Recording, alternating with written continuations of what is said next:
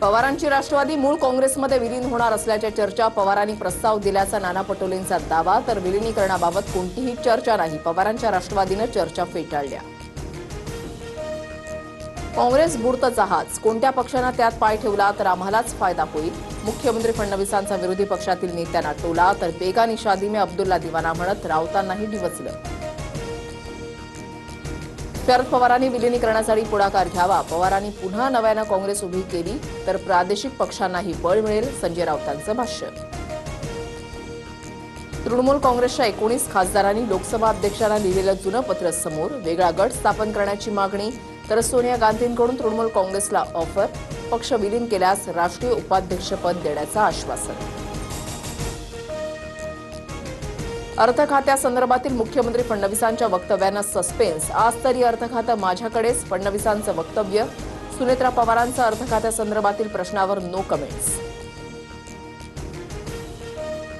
अमरावती विधान परिषदेच्या निवडणुकीमध्ये नवा ट्विस्ट, काँग्रेस निवडणुकीतून बाहेर पडण्याची चर्चा, वंचितचे उमेदवार निलेश विश्वकर्मांना पाठिंबा देण्याबाबत गुप्त बैठका, सूत्रांची माहिती, आज निर्णय होण्याची शक्यता।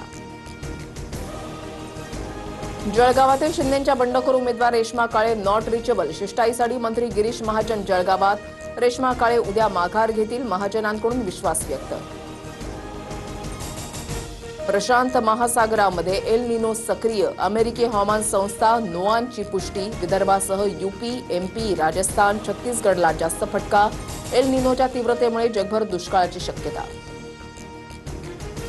एल निनोचा प्रभाव लक्षात घेऊन टास्क फोर्स तयार, शासन स्तरावर तयारी सुरू, शेतकऱ्यांनी सरकारच्या सल्ल्यानेच पेरणी करावी, मुख्यमंत्री फडणवीसांचं आवाहन। पंढरपूरमध्ये आमदार रोहित पवारांचं अन्नत्याग आंदोलन, विनाअट सरसकट, शेतकऱ्यांना कर्जमाफी द्या, रोहित पवारांची मागणी, तर रोहित पवारांचं आंदोलन निव्वळ स्टंटबाजी, जयकुमार गोरेंचा हल्लाबोल। शेतकऱ्यांच्या कर्जमाफीमध्ये कोणत्याही अटी नाहीत, कर्जाची मर्यादा 3 लाखांहून 5 लाखांपर्यंत करण्यात आली, निवडणुका समोर नसताना सरकारनं कर्जमाफी केली, मुख्यमंत्री फडणवीसांची स्पष्टोक्ती।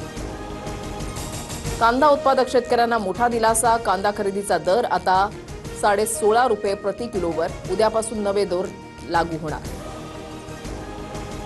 देशात एप्रिलच्या तुलनेमध्ये मे महिन्यामध्ये महागाई दर वाढला, मे महिन्यामध्ये महागाई दर 3.93%वर, इंधनाच्या वाढत्या किमती महागाई दर वाढण्यास कारणीभूत।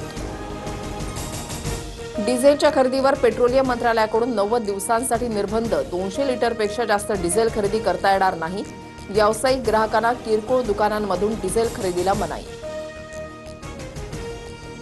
अवैध गुटखा विक्रेत्यांवर मकोका अंतर्गत कारवाई होणार, अन्न आणि औषध प्रशासन आयुक्त तुकाराम मुंढेंचा इशारा, औषध खरेदीसाठी रुग्णालय बळजबरी करू शकत नाहीत, एफडीएचे आदेश जारी। नागपूर शहरातील काही भागात पावसाच्या सरी, विजांच्या कडकडाटासह पावसाची हजेरी, अचानक आलेल्या पावसामुळे नागरिकांची तारांबळ। आज आणि उद्या मध्यरात्री विशेष ब्लॉक, आज रात्री 1:15 ते पहाटे 4 वाजेपर्यंत ब्लॉक असणार, शिव रेल्वे स्थानकाजवळील उड्डाणपुलाच्या तुळ्या उभारण्याचं काम होणार।